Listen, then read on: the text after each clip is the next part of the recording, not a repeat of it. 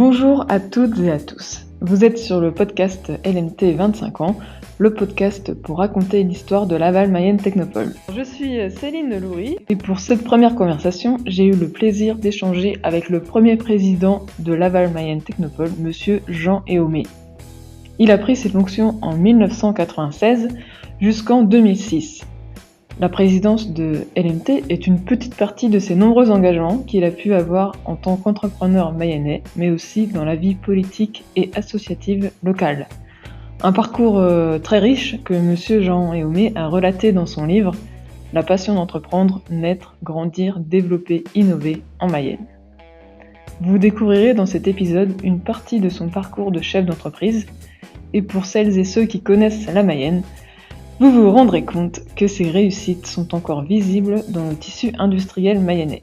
Mais je ne vous en dévoile pas plus et je vous laisse découvrir notre conversation.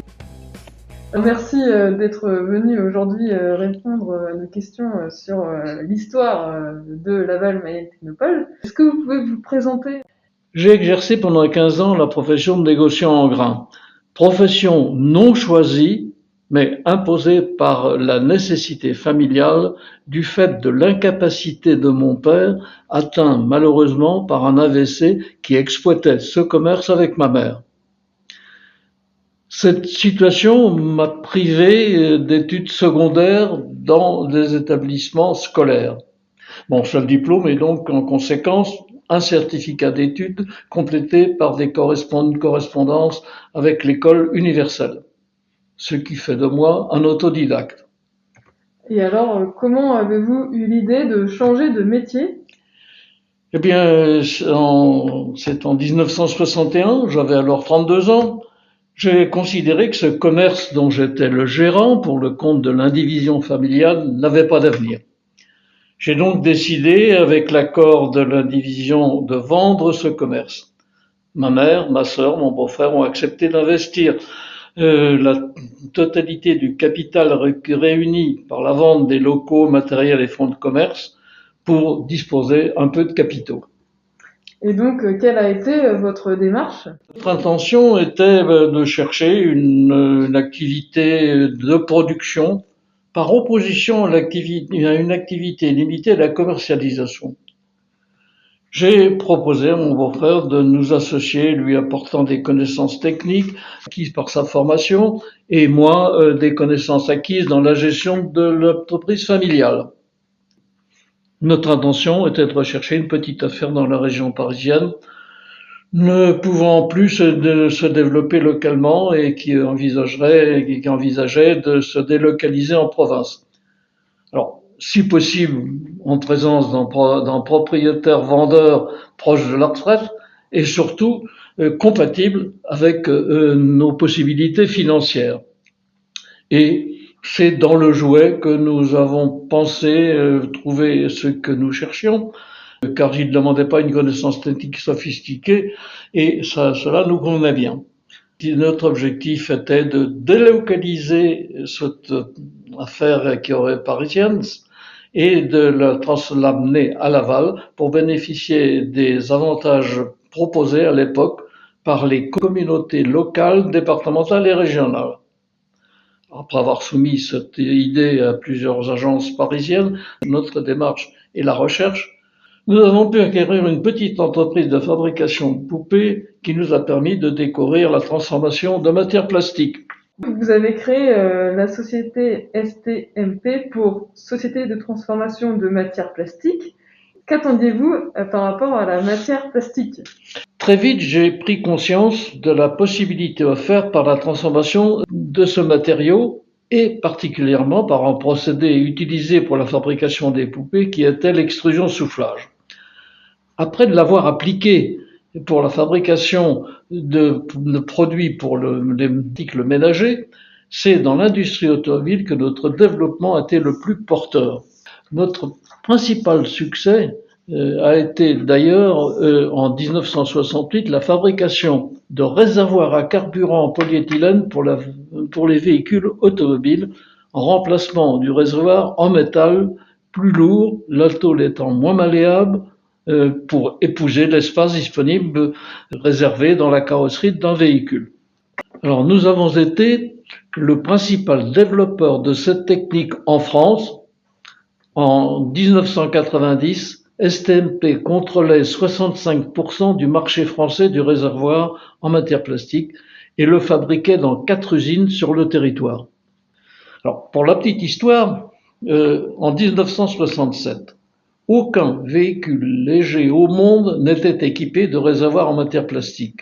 Aujourd'hui, ils le sont pratiquement tous. Et la société Inergie, filiale de Plasticomium, qui a repris notre société STMP, société qui s'était appelée entre-temps Solvay Automotive, est aujourd'hui leader mondial et contrôle environ 25% de ce marché de réservoirs, soit un véhicule au monde sur 4 est produit par le Plasticomium. Alors, et est-ce que vous avez fabriqué d'autres choses que des réservoirs plastiques? Ah, bien sûr, l'automobile demandait qu'on puisse appliquer cette technique à d'autres produits dans le véhicule et on ne s'est pas contenté des réservoirs. On a aussi développé d'autres pièces en matière plastique, particulièrement dans le compartiment moteur. Ce département a été d'ailleurs repris à Laval par la société MAN & Hummel qui est installée depuis 2008 dans la zone autoroutière de la communauté de communes de Laval. Et je crois qu'emploie actuellement environ 600 salariés. En conclusion, c'est par l'innovation, fil rouge de la société, que STMP et ses successeurs ont obtenu leur succès. Vous avez été dirigeant de la société STMP pendant combien de temps? J'ai été PDG de la société STMP depuis sa création en 1962 jusqu'en 1993. Entre-temps, la société Solvay, multinationale qui était notre fournisseur en polyéthylène, est entrée au capital de STMP en 1980. Après 1993, le groupe Solvay a souhaité que je devienne président du conseil de surveillance. Et alors sinon, quelle a été votre implication dans la vie économique lavalloise, mayonnaise?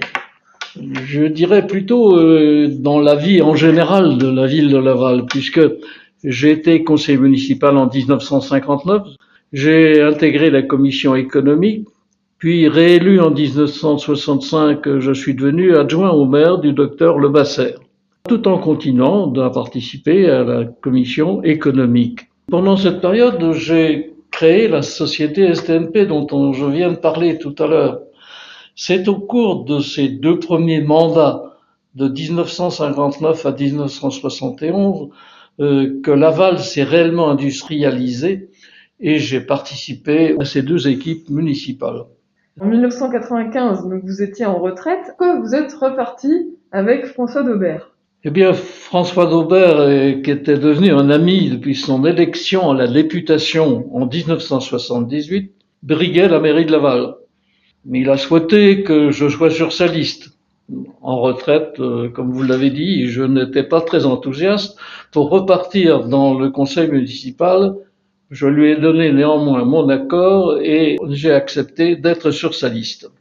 Il me demanda, une fois élu, de participer à la commission économique et de réfléchir au développement industriel de la communauté de communes. Ne voulant pas le décevoir, j'ai mis le doigt dans l'engrenage et cela a duré jusqu'en 2008. Maintenant, pouvez-vous nous raconter les débuts de la création de Laval Mayenne Technopole? Oui, bien sûr, comme je viens de vous le dire, j'étais engagé dans le développement économique de Laval et François Daubert souhaitait créer une technopole. C'était en soi ambitieux et j'y adhérais après avoir glané un certain nombre d'informations auprès des relations de François Daubert. Et nous avons décidé d'appeler cette technopole Laval Technopole. Mais très vite, j'ai proposé de l'élargir au département pour trouver des appuis plus larges en y associant l'ensemble des politiques et des entreprises du département, d'où l'appellation actuelle Laval Mayenne Technopole. Là, on est en 1996, donc quand l'association Laval Mayenne Technopole est créée. Et où est-ce qu'elle s'est implantée?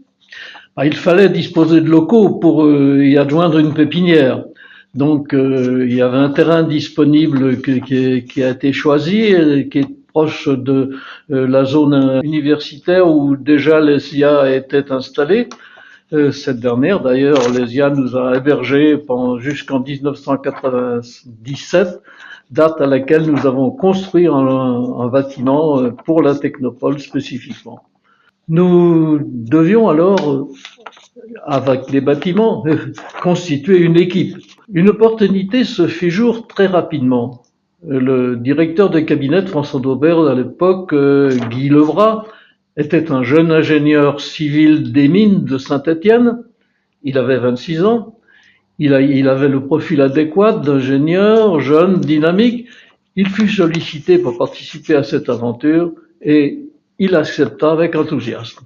Puis, par la suite, en 2005, ayant besoin d'étoffer l'équipe, nous avons recruté Christian Travier comme adjoint au directeur, lui-même ingénieur Supélec, docteur en physique.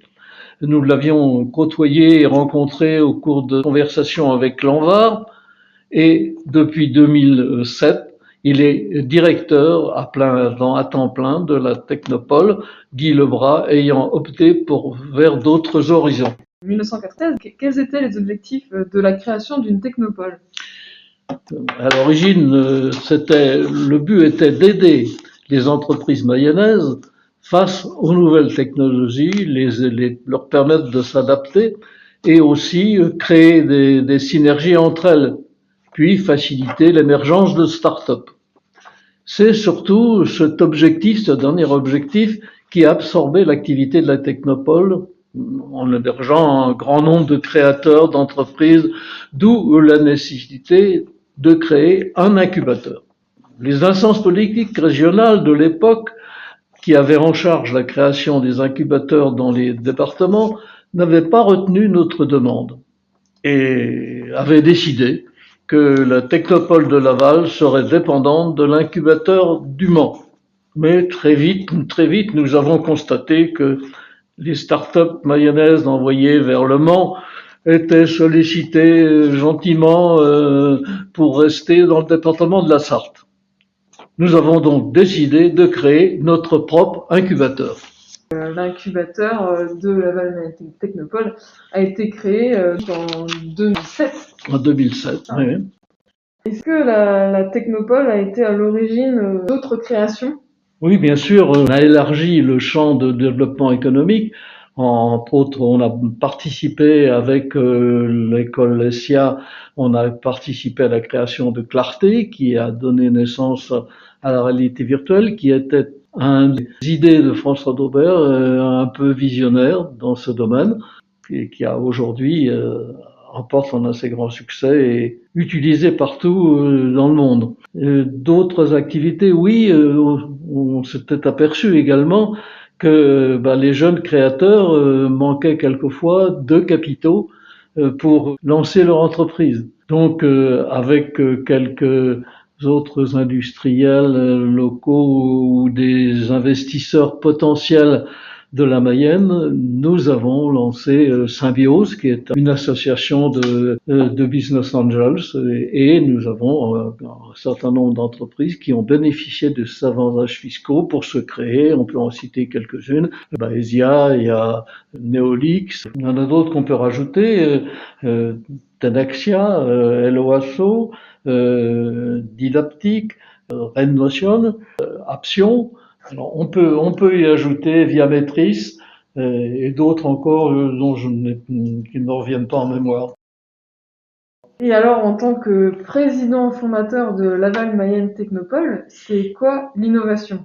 L'innovation, si on prend la définition du dictionnaire, c'est succinct. Hein. Il est dit introduire quelque chose de nouveau dans un domaine particulier. Je pense pour ma part que cela est beaucoup plus large. C'est le résultat d'une réflexion qui englobe la recherche et la création de moyens pour satisfaire des besoins exprimés ou pas, mais rendus possibles par l'évolution des technologies, l'apparition de nouveaux matériaux, l'existence de nouvelles énergies et l'apparition de nouveaux besoins. Selon vous, quels sont les ingrédients pour innover ?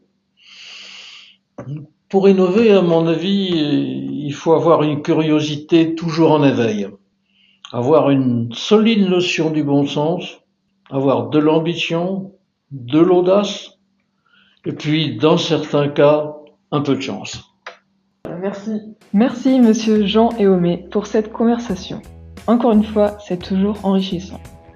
Ce que nous pouvons retenir de cette conversation, c'est que l'une des clés de l'innovation, c'est l'audace. De son parcours d'autodidacte, Jean Éomé a su changer de métier quand il a senti que le commerce de négoce n'allait pas perdurer. La recherche d'un nouveau business et surtout la découverte des possibilités de transformation des matières plastiques l'a conduit à se réinventer. Ainsi, de la reprise d'un atelier de fabrication de poupées est née une entreprise dédiée à la transformation des matières plastiques. Cela leur permettra d'intégrer le marché automobile et de croître. Et je me permets de rajouter que ce développement a aussi été rendu possible par l'équipe formée avec son beau-frère et la complémentarité de leurs compétences. Et une autre chose qui m'a marqué, c'est que le bureau d'études et la production restent à côté, donc pour avoir des échanges constants et ainsi favoriser l'innovation. Et pour en revenir à Laval Mayenne Technopole, pour ma part, l'anecdote de la création de l'incubateur, je ne la connaissais pas. Et je peux déjà vous dire que nous aurons d'autres histoires dans le prochain épisode, avec cette fois-ci donc, le premier directeur de Laval Mayenne Technopole, monsieur Guy Lebras, la semaine prochaine. Ces podcasts sont disponibles sur vos plateformes de podcasts préférées ou bien sur la chaîne YouTube Innover et Réussir. Alors abonnez-vous pour ne rater aucun épisode.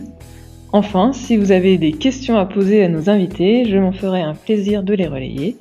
Pour le faire, c'est très simple, vous allez sur laval-technopole.fr où vous retrouverez la rubrique podcast 25 ans. Et puis, si vous avez envie d'échanger, de faire vos retours, allez-y. Allez, à très bientôt sur les ondes de l'innovation mayonnaise.